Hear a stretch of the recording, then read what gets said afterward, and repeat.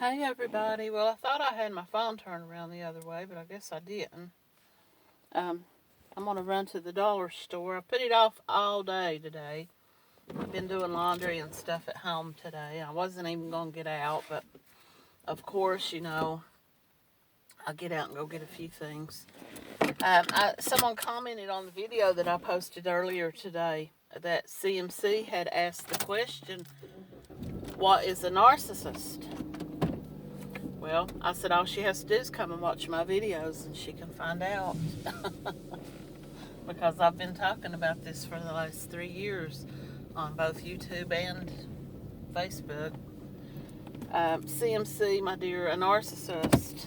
There's scientific definitions for it, and there's scientific differences in narcissism, narcissistic personality disorder. Hang on a second, this thing's flying. Basically, what a narcissist is someone who cannot see any wrong within themselves. Now, I know some people might say, well, that's just somebody with a big ego. Well, no. Well, of course, all narcissists do have a big ego. But they are very manipulative. They know how to manipulate people. They are skilled and trained in manipulation. Self-taught. They hone their skill throughout their life. They are the constant, ultimate victim. They can do no wrong in their mind, in their own eyes. Just as you say all the time, I haven't done anything wrong, guys. I don't do anything wrong. I haven't done anything wrong. You've convinced yourself. You've led your own ego and your own mind to believe that you haven't done anything wrong. But the truth of the matter is, you wake up every morning and your first thought is, what am I going to do today to get money out of people? If they're not just going to willingly send it to me, what scheme or scam am I going to make up? What lie am I going to tell? And sometimes you don't even plan it. It just comes to you so naturally. Narcissists are they cannot tell the truth about anything. Even if they are telling the truth, they are twisting it so that the truth no longer even sounds like the truth.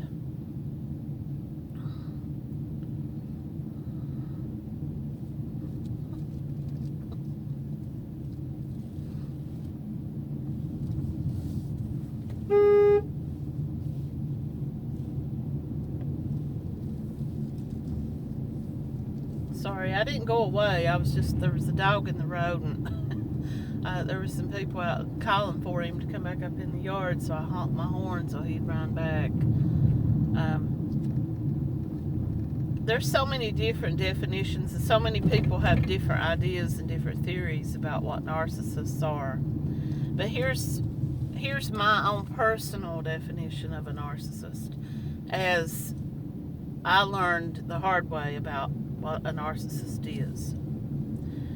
A narcissist is someone who, at some point in their life, and for some reason, psychologists and doctors want to put this label on these people as to say some tragic event or some terrible break in their emotional growth happened at a certain age. It could be as young as 5 or 6, or it could be teen years. Hang on one more second. What's this guy want? Because he didn't want nothing. He just didn't want to go on up the road. Probably going up to visit his candy man. Okay, I'm judging people. Narcissists, there's stages to what they do to people. The first is the target. They may be walking down the highway one day, walking through town, and they may see some person. They may not have no idea in their mind to do this to a person, But when they see that person, they think, okay, there's my target. They pick somebody, as CMC has picked her audience, her followers, her supporters. Those are her targets. The next step is grooming. Well, mirroring. Mirroring and grooming kind of go hand in hand, in my opinion. Some might say mirroring comes first. But mirroring and grooming are basically the same thing in a way. Mirroring means that if you're a happy and upbeat, jolly, happy-go-lucky person and you are talking about you enjoy going out and looking at daffodils along the highway, the narcissist will be like, oh my goodness, can't believe you like doing that, because that's exactly my favorite thing. They mirror you. It's like looking in a mirror. Everything that the narcissist is telling you about themselves is really just a reflection of you, and you don't even pick up on it. You're telling them stuff about your life. You're telling them your likes and dislikes. You're telling them music you like. You're just talking, just like you would talk to any other person. But what the narcissist is doing is soaking up all that information and then playing it back to you, just like on a repeat, like they're repeating it back, like a parrot, a mimic. And you don't pick up on it. You don't realize that everything they're saying to you about themselves is the exact same thing you already told them about you. And then comes grooming. Now, mirroring and grooming, like I said, are basically going on at the same time. They're basically the same thing. But grooming is a little bit more like getting you to trust them and getting you to feel like nobody else understood you before this person came along. Nobody else cared about you before this person came along. You didn't really know true love. They start playing off like this sad, pitiful,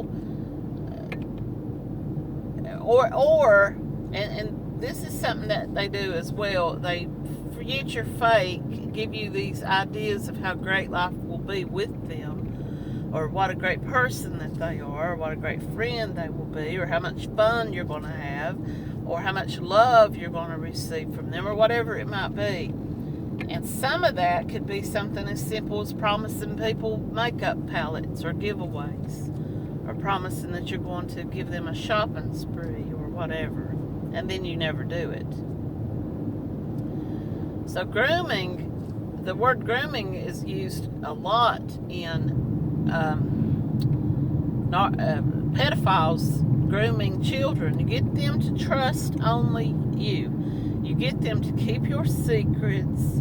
They're telling you, you can tell me anything and I won't tell nobody. I'm your best friend. I'm the best person, blah, blah, blah. They get you to trust them in such a way that you start to look at the other people in your life as these horrible, horrible people who have treated you so poorly throughout your life. And you just didn't even realize it. You can't believe that these people, your parents, your family, your friends, your spouse, were so horrible all along, and you just didn't even see it until the narcissist got you to see it. That's how they separate you and divide you away from your friends and family. They start to tell you bad things about your family and friends.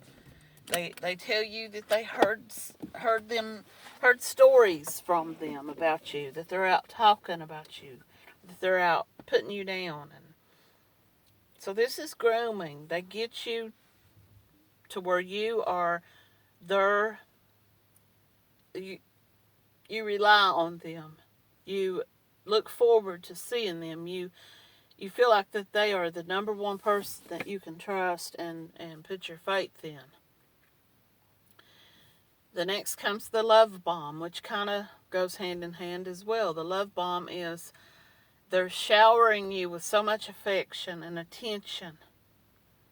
They're listening. They're hanging on your every word and your every story, and it's like a school kid. You know, everybody remembers when they were 12, 13, 14. They had that first big crush on somebody, and they couldn't wait to get after school or before school or whatever. They couldn't wait to see that person, you know. Love bombing is when they make empty, idle promises. You're the best thing that ever happened to me, my best friend, my true love. Nobody else could ever compare to you. And of course, at the same time that they're doing this, they're making themselves seem so sad and like you're there to save them.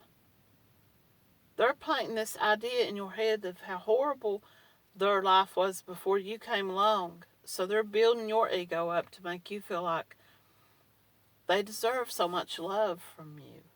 See, she does that. CMC does that when she tells everybody about her past. Oh, these people beat me. These people were mean to me. These people treated me so badly.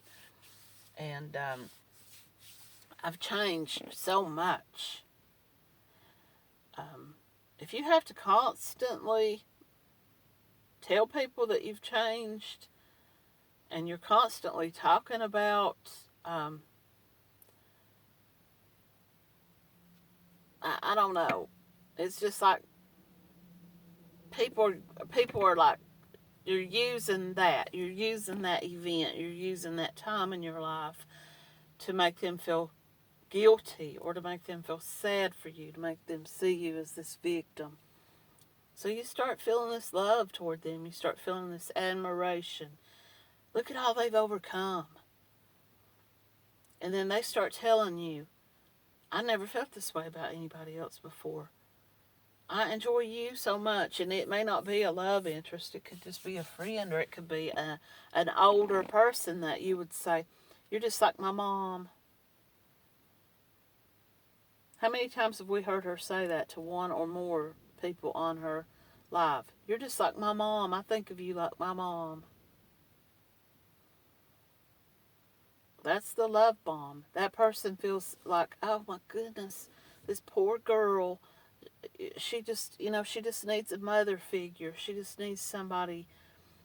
She just needs a friend. She just needs somebody to show her what it's really like to be part of a family.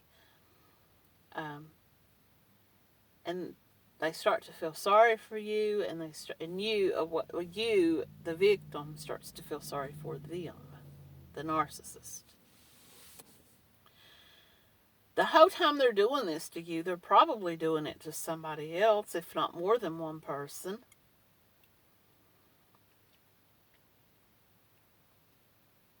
Once they've got you in the love bomb, once they get you to a point that you are, you feel like they're your person, or you're their person, and even if it's just a friendship type relationship, they start to devalue. They start to make you feel like you're not as great as you thought you were.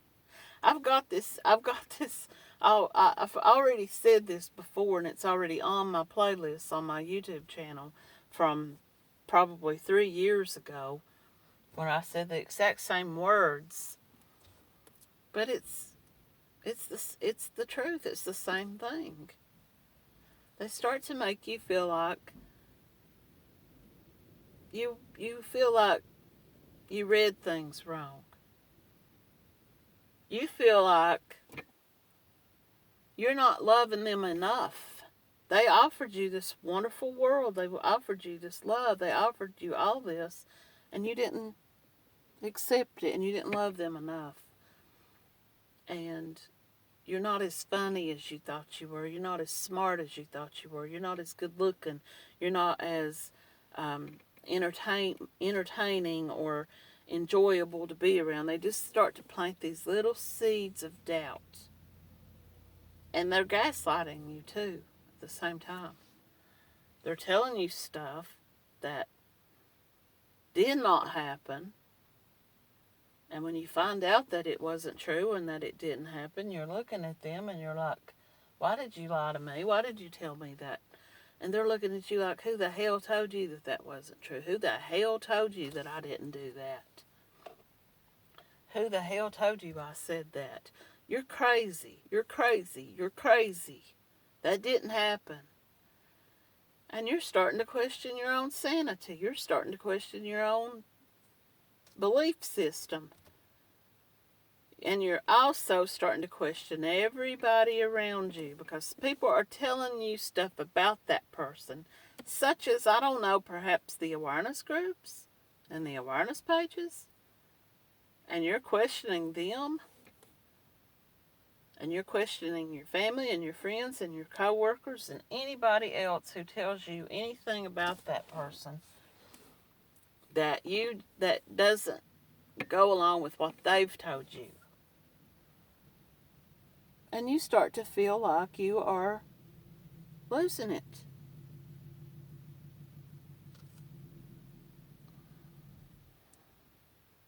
I can go on and on about this all day long. This would be a 3.5 hour video. I'm going to pause right now and on in here in the store, take a breath, give myself a minute to recoup my thoughts, and I'll come back and finish this up. Hey, it's me back, and I just wanted to say I'm going to wrap this video up, and I will come back and do a part 2 of this. And I hope that somebody will send this to CMC because I really, really want her to be informed about what narcissism is.